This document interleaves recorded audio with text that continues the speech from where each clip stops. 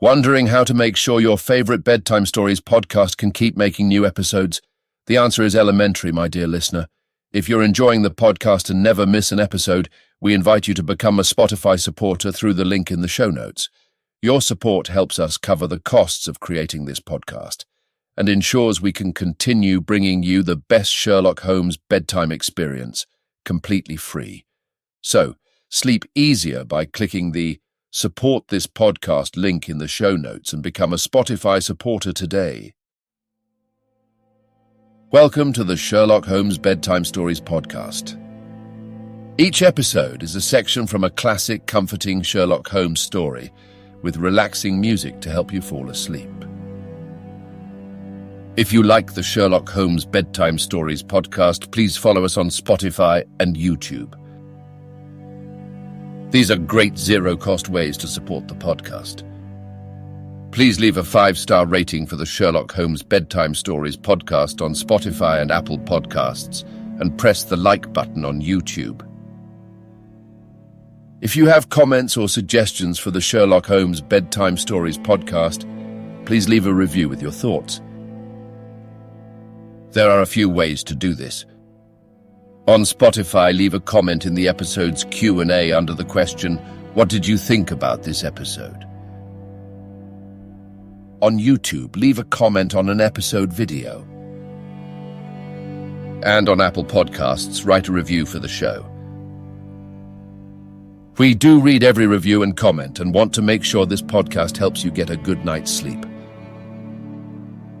And finally, please follow Sherlock Holmes Bedtime Stories on Instagram. We post about upcoming episodes, fun facts from the world of Sherlock Holmes, and tips to help you get a good night's sleep. Again, it's Sherlock Holmes Bedtime Stories on Instagram. Thank you for joining us this evening.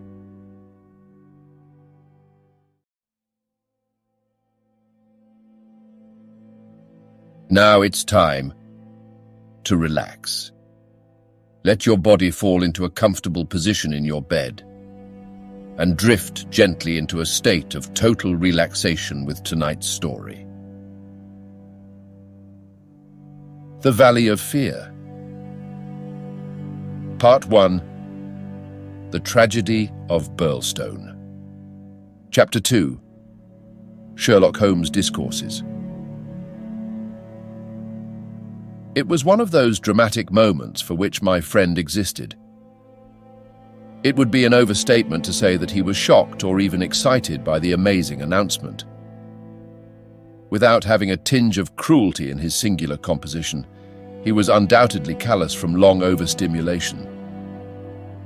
Yet, if his emotions were dulled, his intellectual perceptions were exceedingly active.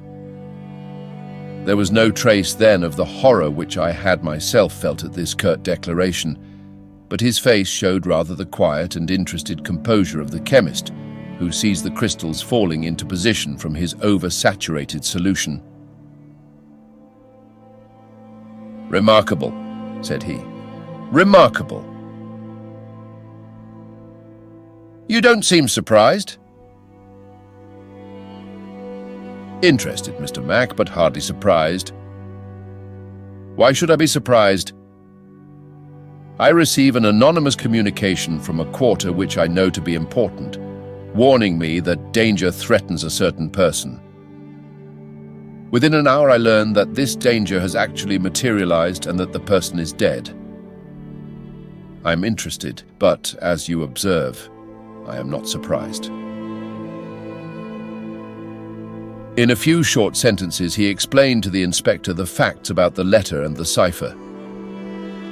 MacDonald sat with his chin on his hands and his great sandy eyebrows bunched into a yellow tangle.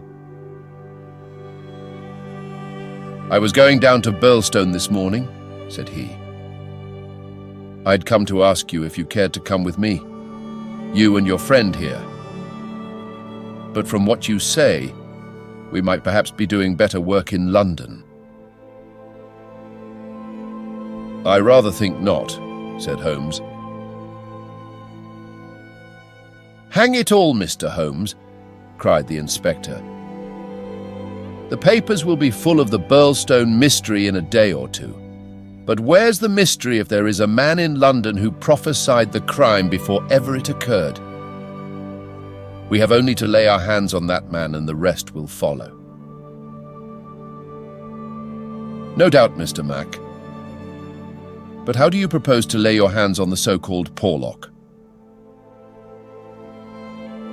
MacDonald turned over the letter which Holmes had handed him. Posted in Camberwell. That doesn't help us much. Name, you say, is assumed. Not much to go on, certainly. Didn't you say that you have sent him money? Twice. And how? In notes to Camberwell Post Office. Did you ever trouble to see who called for them? No. The inspector looked surprised and a little shocked. Why not? Because I always keep faith. I had promised when he first wrote that I would not try to trace him. You think there is someone behind him?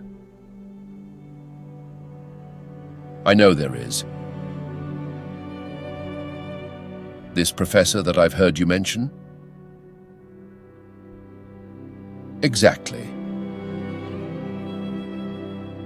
Inspector MacDonald smiled and his eyelid quivered as he glanced towards me.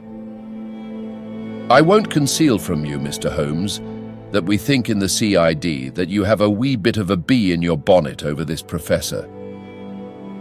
I made some inquiries myself about the matter. He seems to be a very respectable, learned and talented sort of man. I'm glad you've got so far as to recognize the talent. Man, you can't but recognize it.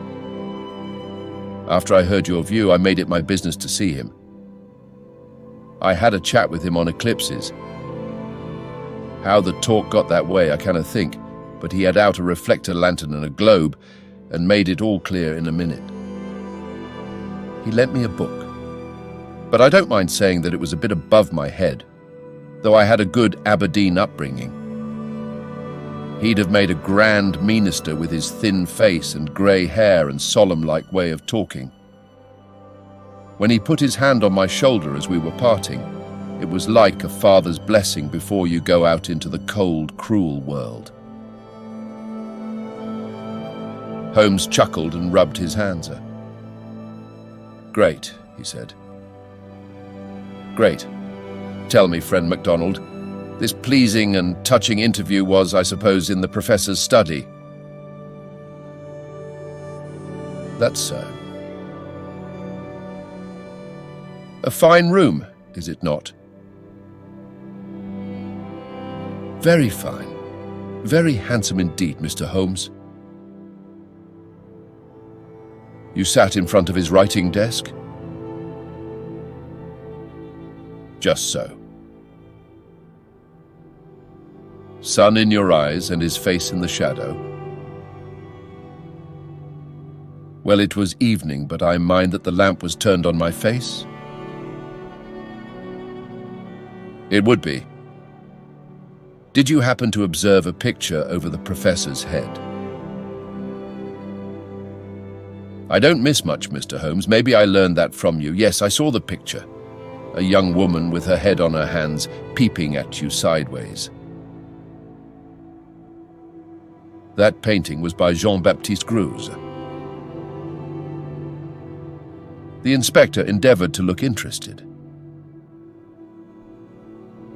Jean-Baptiste Greuze, Holmes continued, joining his fingertips and leaning well back in his chair, was a French artist who flourished between the years 1750 and 1800.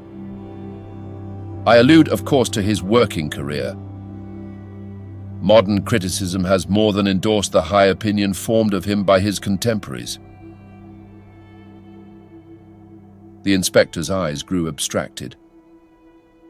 Hadn't we better, he said. We are doing so, Holmes interrupted.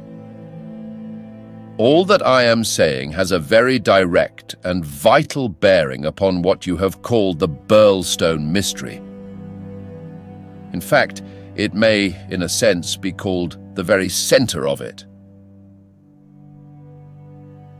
MacDonald smiled feebly and looked appealingly to me. Your thoughts move a bit too quick for me, Mr. Holmes. You leave out a link or two and I can't get over the gap. What in the whole wide world can be the connection between this dead painting man and the affair at Birlstone? All knowledge comes useful to the detective, remarked Holmes. Even the trivial fact that in the year 1865 a picture by Greuze entitled La Jeune Fille à l'Agneau fetched 1,200,000 francs, more than £40,000, at the Portly sale may start a train of reflection in your mind. It was clear that it did. The inspector looked honestly interested. I may remind you, Holmes continued, that the professor's salary can be ascertained in several trustworthy books of reference. It is 700 a year. Then how could he buy? Quite so. How could he? Aye, that's remarkable, said the inspector thoughtfully. Talk away, Mr. Holmes. I'm just loving it. It's fine.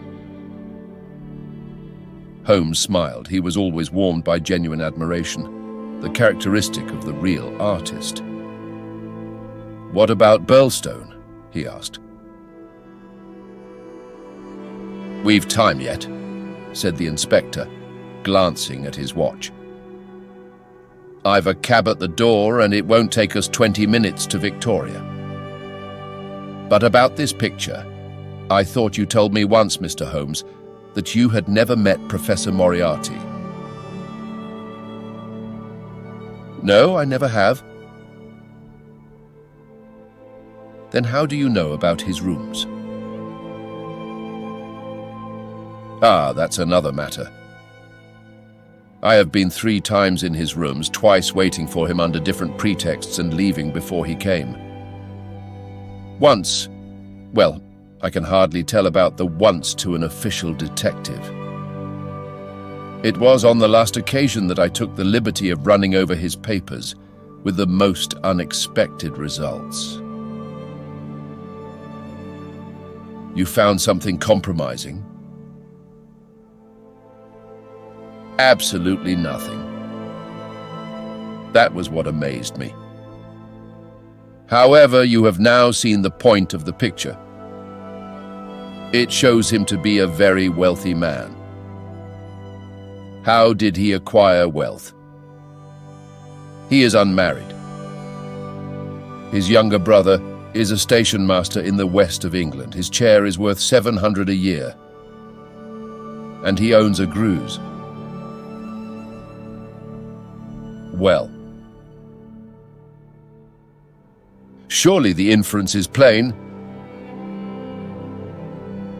You mean that he has a great income and that he must earn it in an illegal fashion? Exactly. Of course, I have other reasons for thinking so.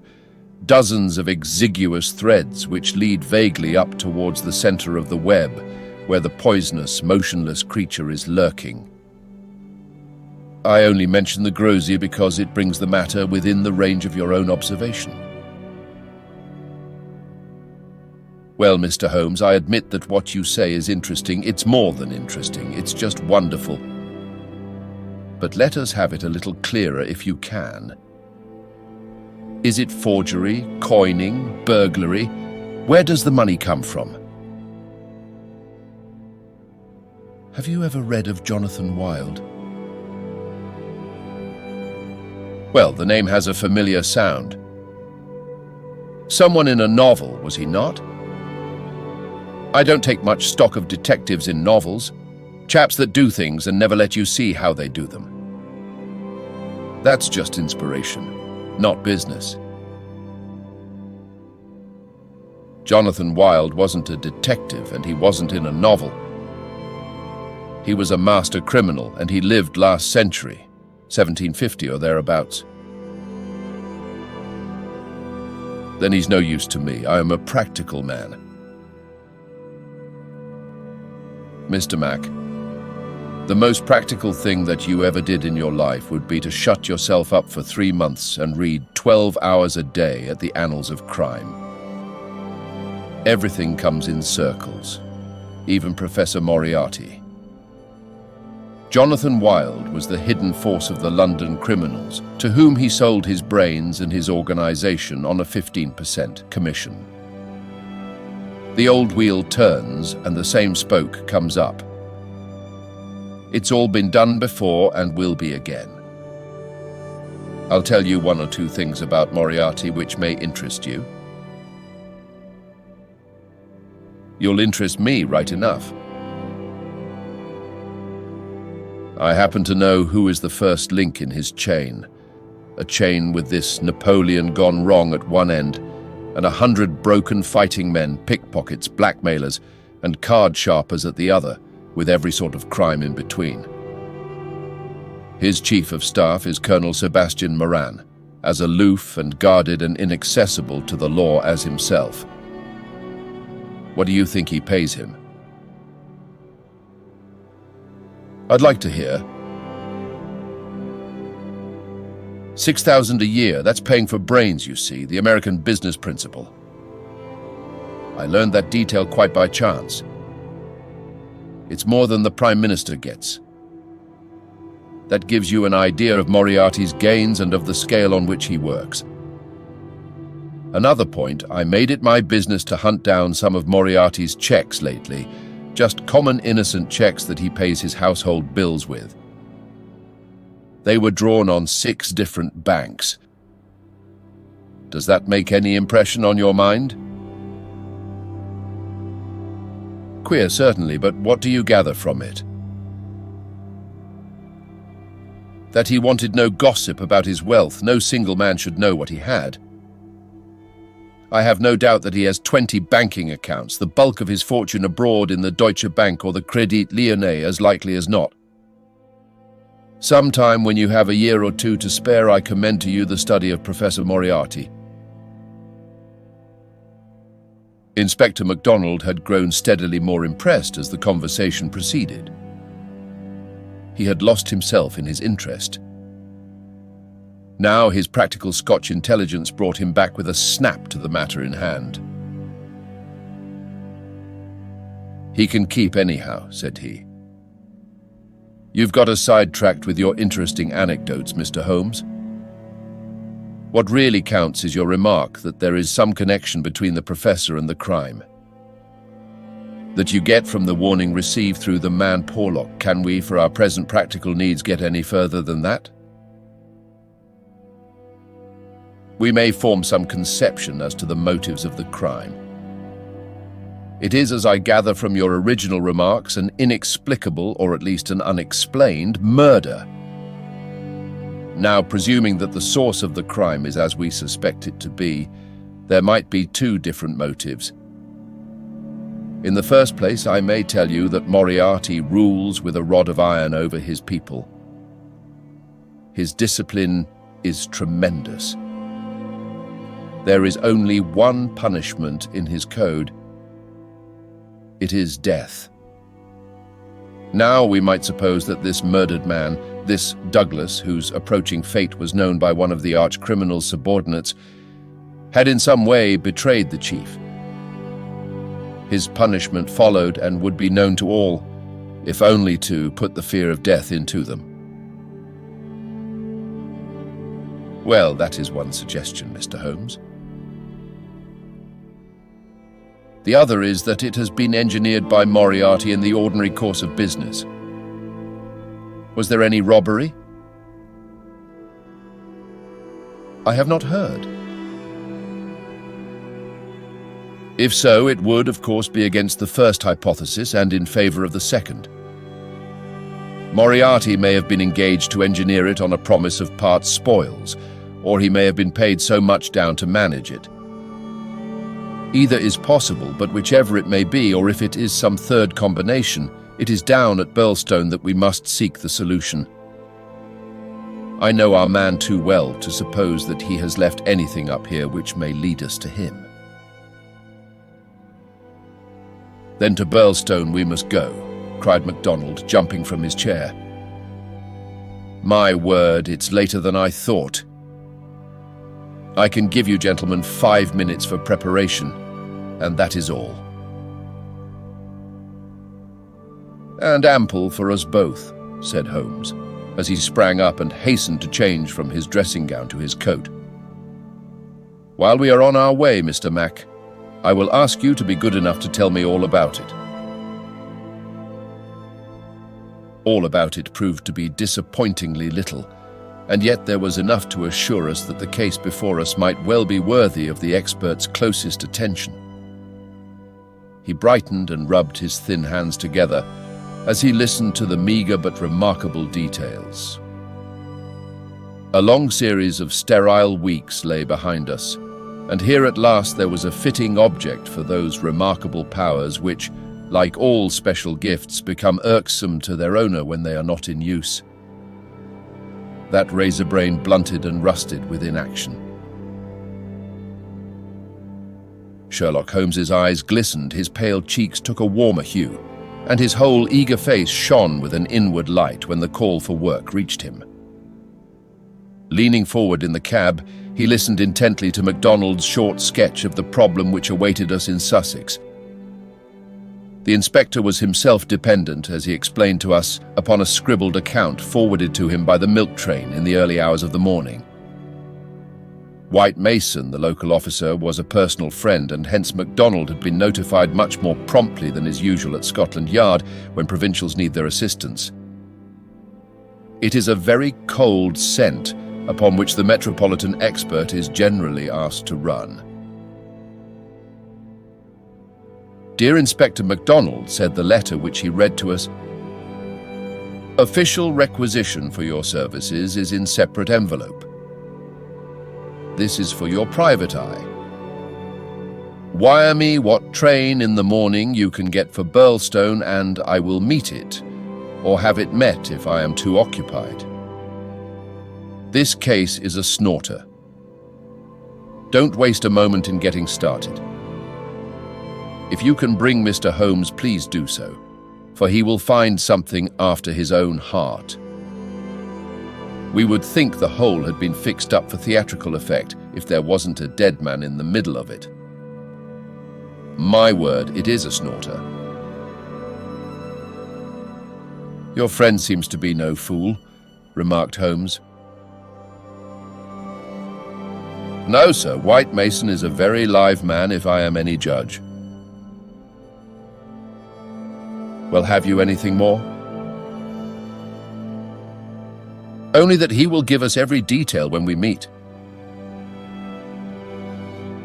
Then how did you get at Mr. Douglas and the fact that he had been horribly murdered?